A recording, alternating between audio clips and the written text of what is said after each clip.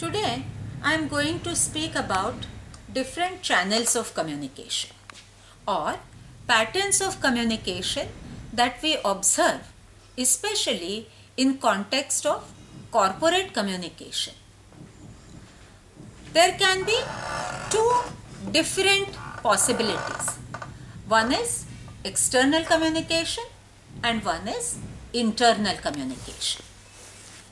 When the sender of the message and receiver of the message both belong to the same organization, we call it as internal communication.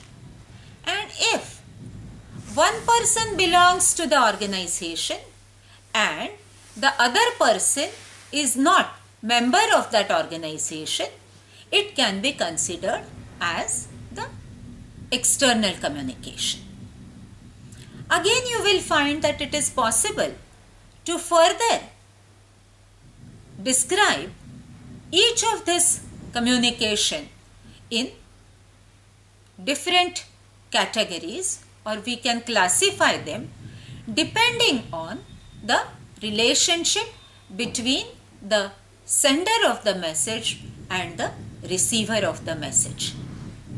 For example, if sender is member or employee of the organization and receiver is not member or employee of the organization, such communications are called as outward communication, beginning from the organization and meant for somebody outside the organization is called as the outward external communication. You might have observed that there is outward number for the letters. For the record purpose, different numbers are given that can identify that correspondence. Similarly, when somebody who is not member of the organization and sends message to the employee or member of the organization, the direction is inward for somebody inside the organization, and so all such messages, all such communications are termed as inward communication. The methods can be different. It can be letters, it can be emails, it can be telephone calls.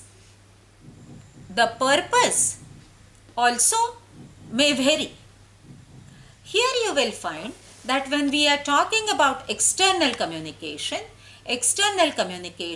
is of basically two types. It can be either inward or it can be outward.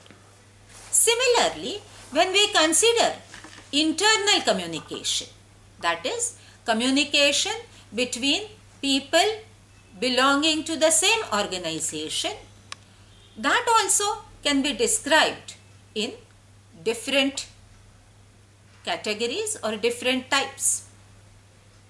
In the organization, there is hierarchy, that is people working at the lower level, middle level, top level of management.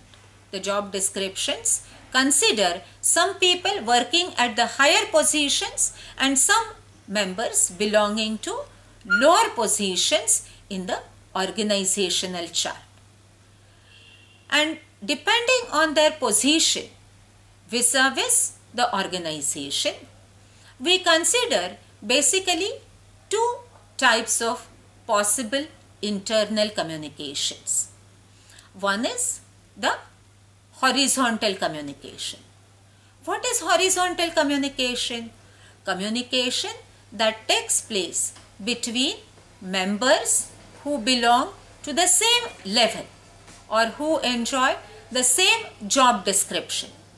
For example, if all head of the departments, if a meeting is conducted, it can be considered as horizontal communication. Similarly, if all students, they communicate with each other, if they have group discussion. In such cases, we also will consider such communications as horizontal communications because it is among all students.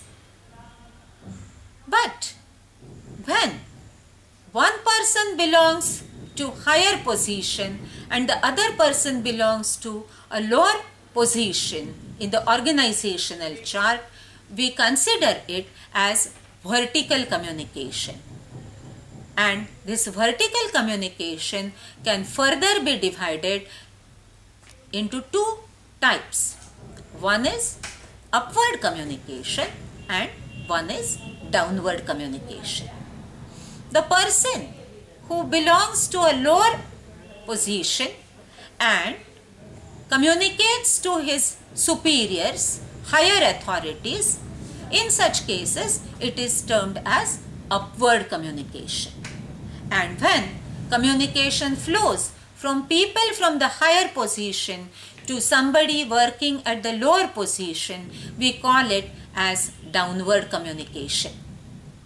In some cases, for consensus, there are teams where mixed gatherings are there. Some people of same position, some people belonging to different position, but it is a committee or it is internal communication which is moving beyond the traditional vertical communication. Understand all these varied possibilities and choose the appropriate way of communication. Thank you.